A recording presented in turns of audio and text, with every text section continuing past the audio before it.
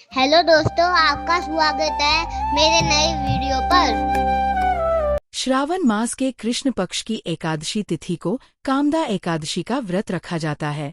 इस साल कामिका एकादशी का व्रत 21 जुलाई 2025 को रखा जा रहा है। देवशयनी एकादशी के बाद ये पहली एकादशी होती है जब भगवान विष्णु योग निद्रा में होंगे। इस दिन भगवान विष्णु की विधिवत पूजा करने के साथ माँ लक्ष्मी की पूजा की जाती है। इसके साथ ही व्रत रखने का विधान है।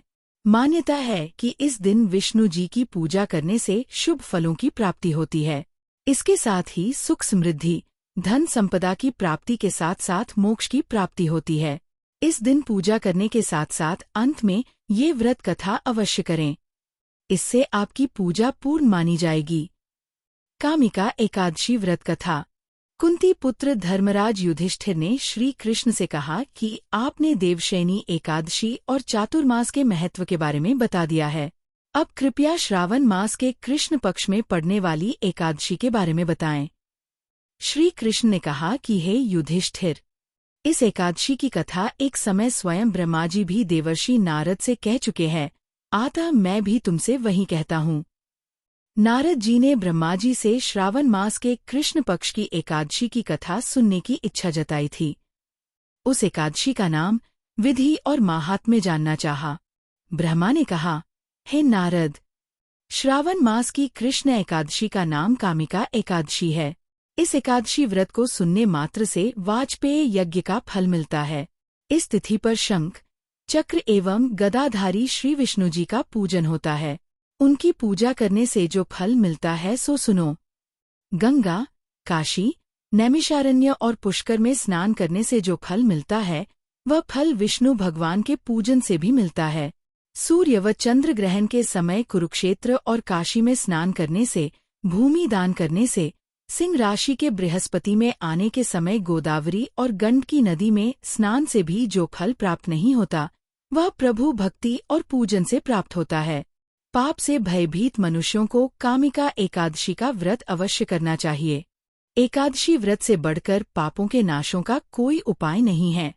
स्वयं प्रभु ने कहा है कि कामिका व्रत से कोई भी जीव कुयोनि में जन्म नहीं लेता।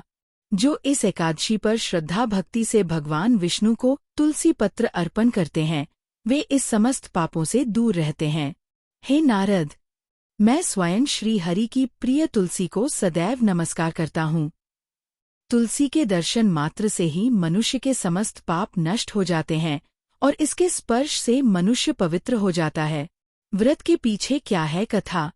एक समय की बात है, एक गांव में एक क्षत्रिय रहता था। वह अपने आप पर बहुत गर्व करता था, खासकर अपनी शक्ति और बल पर उसे अभिमान था। क्षत्रिय भगवान को बहुत मानता था, लेकिन उसके मन में घमंड था। वह हर दिन भगवान विष्णु की पूजा करता और उनकी उपासना में लीन रहता था। एक दिन वह किसी महत्वपूर्ण कार्य के लिए घर से बाहर यात्रा पर निकला। रास्ते में उसकी मुलाकात एक ब्राह्मण से हो गई। दोनों में किसी बात को लेकर झगड़ा हो गया। झगड़ा इतना बढ़ गया कि बात हाथापाई तक आ पहुंची और क्षत्रिय के हाथों ब्राह्मण की हत्या हो गई। ब्राह्मण की हत्या के पाप से क्षत्रिय बहुत दुखी हुआ। वह अपने पाप का प्रायश्चित करना चाहता था। उसने कई संतों और ऋषियों से मिलकर अपने पाप से मुक्ति पाने का उपाय पूछा। सभी ने उसे कामिका एकादशी का व्रत करने की सलाह दी। क्षत्रिय ने बिना देर किए व्रत की तैयारी शुरू की। उसने पूरे नियमों के साथ उपवास रखा, भगवान विष्णु की पूजा की, तुलसी अर्पित की और रात भर जागरण किया। उसी रात उसे स्वप्न में भगवान विष्णु के दर्शन हुए। भगवान ने मुस्कुराकर कहा, तुमने सच्चे मन से प्रायश्चित किया है। कामिका एकादशी के व्रत के प्रभाव से तुम्हारे सभी पाप नष्ट हो गए हैं। यह सुनकर क्षत्रिय बहुत प्रसन्न हुआ और उसने भगवान विष्णु का धन्यवाद किया।